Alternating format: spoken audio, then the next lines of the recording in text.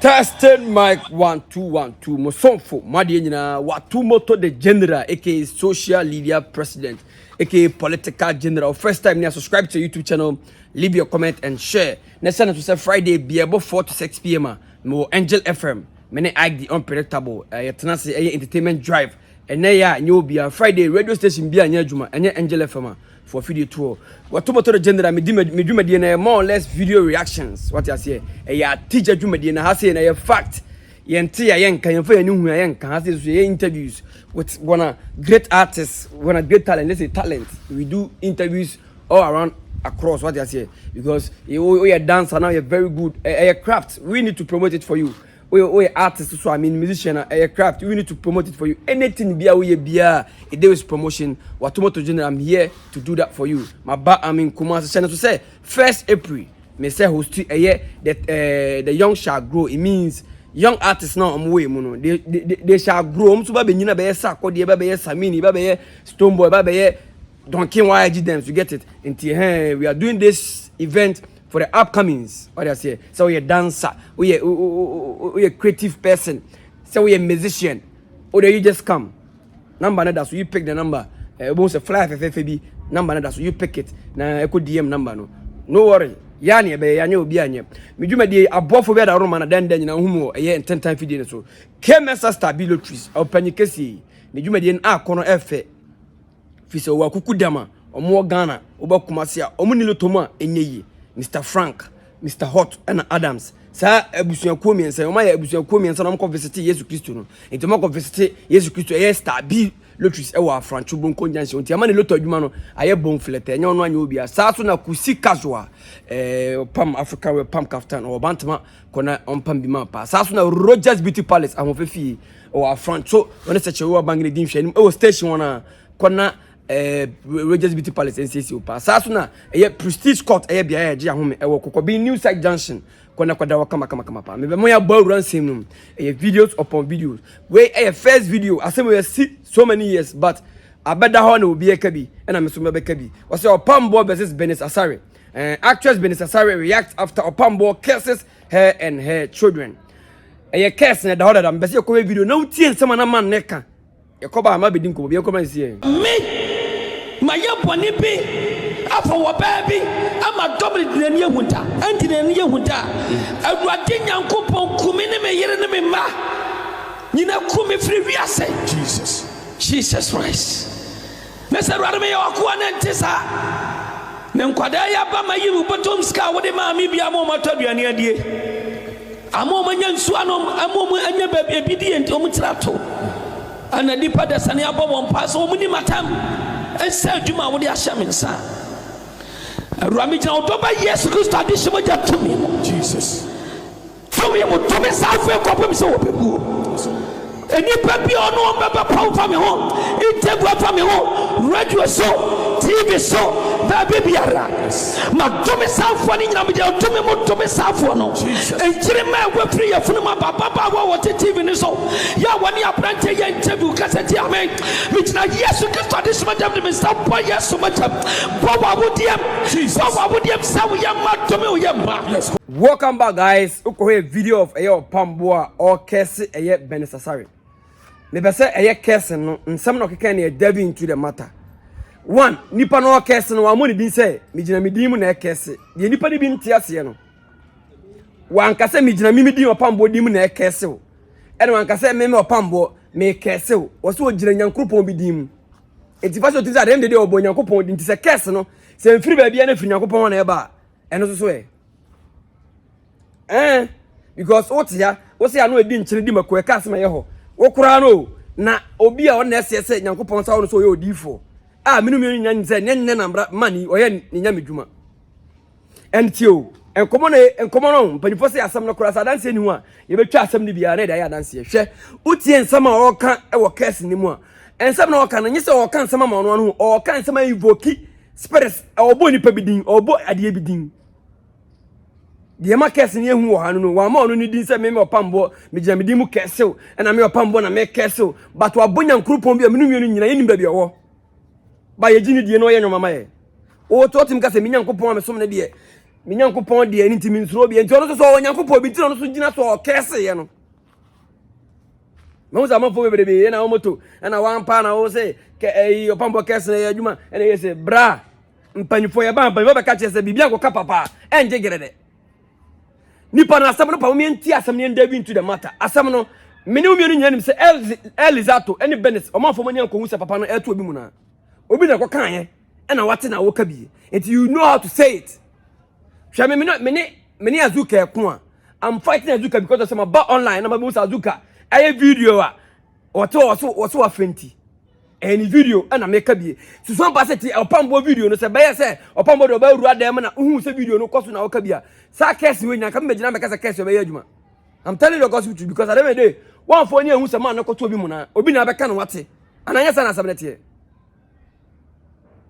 mo me kire mu yo ma mo mani abere se moto me say enti case na ya adwuma na nya adwuma mo be kire asem no mu se asem no one obi na akọfa asem ba se wotomoto betie makọbọkro no wa woti video na chi no hu se makọbọkro no de woni otum na wotomoto akọbọkro no mi hu so obọkro no na me bana mbeka se nipa bia wo se wodi na ni hu mi se be bọkro no se ni se nya na ntie nya adwuma na yete akra amafo bodua ma ne ye adua amafo bodua ma ne ye adwuma mo ni ani omo mo ne na mba bi timi bodua na adua na ye adwuma na obi ono se ofre no ho odifu a wo ye adwuma nya na minum nya se Opambour ba wiase nya ne tiene yo no case no bo nyankopon din de say bo fon bo nyankopon di wa mo bibia din o se nyankopon o di nyankopon o to aka say case na nya adwuma wo bodam na Opambour no obo nyame bo ni fie din ana say obo ni din ba ko na de case ma no obo nyankopon nyina o de ba ye nyina ha na ye ba ye nyankopon na de nyina ba ye tiene se de yete ya no obitimi di o abrabo obitimi ye successful na bi ko na ko sra no sa so na ebi wa ebi be ye di form bi akọ mo maka like o maka mo hia saba kire mo tim fa obi ani agro I'm repeating it. Me say me beto say oba to say me ye video na me gina so for bi so me gina di for bi so a penny videos penny no ma wode be na me ka bie me timi nkwati ate say me gina na me didi obi atembe ni gidigidi masa tiene ye o masa me ntasa dia you people should go back and come again na me ntem ho ase and dem me be ka asem na free but say na tie say o mo tiom ba bi as pundits as radio host and as a TV host and o mo tiom ba bi na Opambour akola na be ka kire wo say Opambour ne na akwada na so mu just a video keka na say omo te no mani abere no mo ka bia big man yan kare sa ma uza mabere be na Opambour wani age say wa kese obi amana wu na Opambour wani age say masa me no nyina ate ase no uhu so bi otanfo na asam to na wani je na say oreho kwasiafo mo de pretend na mo pretend to social media enya wuntia me catch anya wona yabo anya wona ade na be sore tia unti wo benya no e dede sa but omo ye involve no omuntie nyansafo okromo because okromo nyansafo ha it's better some of find ways and means ako human no because onya ade no umfa woni ko hu so wo to obi mu na so do obi da e na wo do no ka biye we na oto no o case na nyambia no o de pan no banku na case ya na nyankopon na menu mienu nyina giri na Bernice bie no ka say wa bo ne matiri so afode no na no so afode na waka no wa bo no wan di mu we believe God ye nyina gina midi obi e bibia nyankopon nti so obi di nyankopon wa gire nyankopon so case wa ade na ne de wonji ni se be yadwuma mi wa onim se ade na o ka tu nipa no so nya no kore wan ka sa won fo ni hu se wutie cases na man no e release na onya akwala mu de muntie cases na o ye no wo se me confirm ireti ko bo adwaman eni oba bi ko die na se Andy Andy ni Dominic anfomani ehu no msomodi omani hu ye unti asem no so akobo adwaman na kora na Dominic ne na mfana ni ehu na Andy na mfana ni ehu a wa wo ka bibia o kese ye benya wo be honest because wa mfoni ehu atesam na wati bi na wo ka bi ana tie case na man o ye too smart to sense adwuma na wo ye onimiye tie case wo de tie Opambour case na no case enya gudie case o enya nkola case o case no onim o nyina so he had something they know he had something in mind wo de fa no madi agro wo de nya daje jai jimi na obi ejimi na nya daje ko hwe nkola ni tie case na man na case no you could see say he know his left from his right on di akro recently am also abaya bi susu ne ko banta mo de mo we case o case nipa empanyibasi ni party ahonjo onpe o nipa nkata tia ahonjo onpe ma wo se mu ye de choka na Opambour ye nyame no ye say yo bi obi aye bi obi anye but asem no makanya nsa akiro say What do any alcohol? I know what's what no mammy. Unikaye. You, what the also Opambour, be big man. I'm not here to advise you, I'm not here to stop you. The opposite be a yeah. In Perivoca catches a hand, Obano senior man. Welcome hanging your man, today to be a welcome hanging. Timunya Jimino up and down. Maza. Yeah. Now Elijah must start never see an yampana. Elijah must start never see an yampa. Huh? You a yampa then say her. I didn't know what to generate social media president take massive mayor. Okay, video of Opambour. Now that's how the caption goes. So Opambour versus Bernice Asare. What you say? All days and all Cassie woman. No. I don't know how to now, me more a video of no. Your friend Oboisiki celebrates his birthday today at a cemetery. Cut cake. This is not a movie. Me more call Jane Kratwaba. You better be doing como you pa. And I homeless here. Happy birthday to him. Happy birthday to him. Happy birthday to him. I see it. Happy birthday to him. I see it. Happy birthday to him. I see it. Happy birthday to him. Welcome back, guys. Said na ye kona me kind caption na that video na ye beto twon komoni. Say Oboisiki celebrates his birthday today at a cemetery. Cut cake. This is not a movie. Me call Insure FM last week Saturday. Na branch bi di Job quotation mi beto mi refi DJ Ogidi Brown Sean and Lofty se mbe kai me a se men kai kura minim se animonyam fo me se mabo mu de mbe kai Abrante bi di Job verse bi ba kire se enye obi onyini bia na enyansafo enti Oboisiki tie unyina wanyini na utiri ho white no nyansa nim. I'm telling you today because of panini party me catch them say o birthday wako asieye ko celebrate o birthday nyansa nim. And this one class akola bi di kian ye remix GH aye no kura no na nipa ni abere kekan adwen kire no o panini o fodon top o panini we o panini me no manka obi anka me na me kama adwen kire no nana enti ade a wuye ya o ma nipa didi wachi ye yodo akwa enti nyansa wom ha nana she audios bi e wo video na chi could in a birthday was here. A cuckoo dam. They call themselves directors, call themselves content creators, call themselves actors. Mu guache din sem hunu. Papa panini di mo asamuti menkanchire no. Catch us Oboisiki at the ye nyansa nim. Say papa panini ati ase unwu ye, usie do birthday was here. Nyansa it doesn't make sense, it doesn't add up. But omu nyina dan nkwasiafo nti omu di papa panini cha omu nyina so ye nkwasiafo. Wo na wo Oboisiki birthday celebration ni biase e wo cemetery wo ye photo ncho wo tomotomo na meka wo ye kwasiam panini pi wonti ase akoko shepo ade no na monfa kumase mo legends mara mo movie legends mara na akofo Oboisiki aba na yakoko he Oboisiki fa asan kwasesem nko na bede na ya na yetukuma ese sinifo no empanifo no won kana afa serious yetukuma Jimmy san bede na mo afa serious asema na okan se papa panyina wanyina du mfie sei ukodi birthday wasiye well say wa ewiase Jimmy a obenya manfo mo wa Jimmy uye nyansasem so obenya manfo mo ya nyansasem ti ni me yamani nyina so nyini mom yamani nyina bom kwasiafo ni nyini mom Jimmy fo ni nyini mom wi fo ni nyini mom aso fo ni nyini mom abram fo ni obia ba nyina bom edu twa be na ebetwa yi bi efimaka because it doesn't add up say opanyina wanyina duru sei na onana no mugufia o manu mugufia what Oboisiki seme on that day sana mo hobia ene bi aka mu kiru ni nyamba ka buma bome because me must san Christ we ka onye da.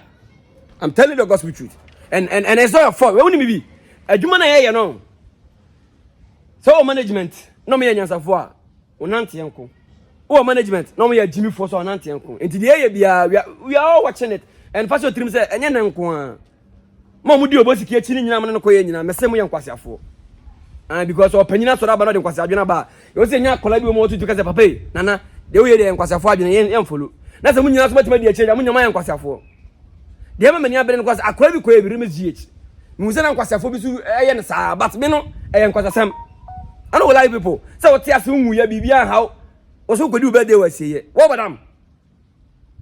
about them? No one yaman for some money do chi. Who you have a catch says no movie. Now they will be say a movie. Na movie crack and fire home. Me am Jay can farm home. Ah, na dey dia agro a. Ade bi wanti ase nim say papa panyin pa wanya du say, "Oh ma wo, wo na nanom." Ade bi say ono na ka say, "Bebe du obedi nkwasasam." Hey man we tribom. Eh, sabo. Ya ba ne beko. Wo say ono bebe du obedi nkwasam ko a. Nanam ka so obedi nkwasam ka so di agro. Ha, obosi ki be so ka so obedi nkwasam say wo ni agro. Obai. Well, yawaha, we were there here no. Yawaha, there cost to be yawaha. Better ko he video of Adagraja. Ordinary tum. Na ye me time, ye me see. E didn't know what to the general social media present ko massimeyo. O first time you subscribe to YouTube channel, leave your comment and share. Send to say boy for we da Roma na mama di dwuma di ebro. Kemensa ka ho, Kusi Casual, Rogers Beauty Palace, Prestige Court e ka ho. Me be mo ko he video of Adagraja. What na no ko to Opambour asem ye ko mra sisi after one kasa wo ato so Ebeye na na di agro no we see ni share na macho Rani mde oka ya mumu so Opambour Uni mde so oka for Bernice so ya o share odi for kwabena sia ma macho Uni mde oka mama kwa muntwa se na mu fa ma odi for Opambour mu sa ne se abad na go ba ne fa ne kwabena sia ma wada roma wo se agro na jo wo share wa na jo so. Welcome back guys. Adagraja I say, okay, I will humbly ask Prophet today. Watch Prophet 1 today. Opambour, I really respect you a lot. Saoma akwawe de nensembe batawa. Yeba be jina so. Opa also kesi ne kunyen. Tine. Oma Adagraja. E de nensembe batawa. Na o man is room na me I will come at you. Opa kesi ne kume. Because sama Adagraja can it doesn't make sense. And it doesn't make sense. Not a tea.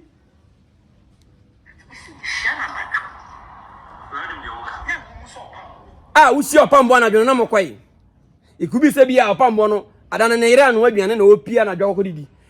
Ye mu se Opambour se ohun anadwo mokwai dey. Adagraja wuni hwe jan. Jan na je se ne nam se Opambour akese be adwuma nti. Adam de dey Nyankopon ko ane hene. Jai de obe kire Adagraja.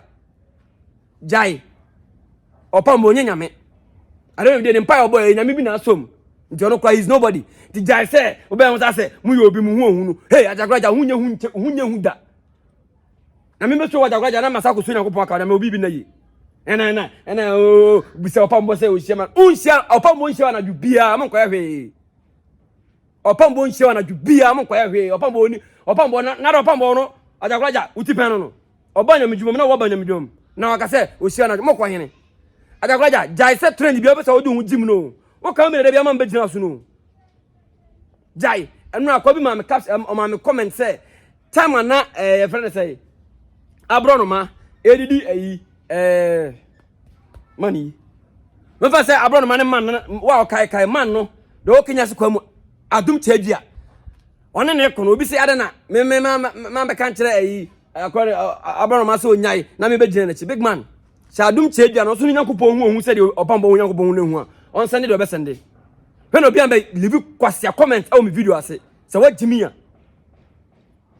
And my reply me say, "Kati adum tell you say on descend on akwala no so because Opambour no yet ya man am so descend on obana baso ntinya me na mo ka say Opambour na descend on so Opambour na abeka na bibia so da chi ada di perfect ja say mudi nkwasasem no nyame na me ko ka cha abro no ma say one ayi e fan say adum tell you am bekon and I don't tell you so ntima anya bibia ma akra no ankara no musema na za akra bibia nloke na se wokoche na masa me de tumi nyansa bia ni because Opambour ankwache Bernice mo Opambour ankwache obia ogia na puppet na kese na ye adwuma nti adum tedua mane kwache obia no so anya na puppet na kese na ye adwuma wa bodam don't come and leave any nonsense cartons under my comments kwase agimi fo won say futu kwan don't play me buy internet so na my software no kwa no omuni internet so I'm a senior man on this internet it is me leave me video it's better you go watch it or you go sit somewhere else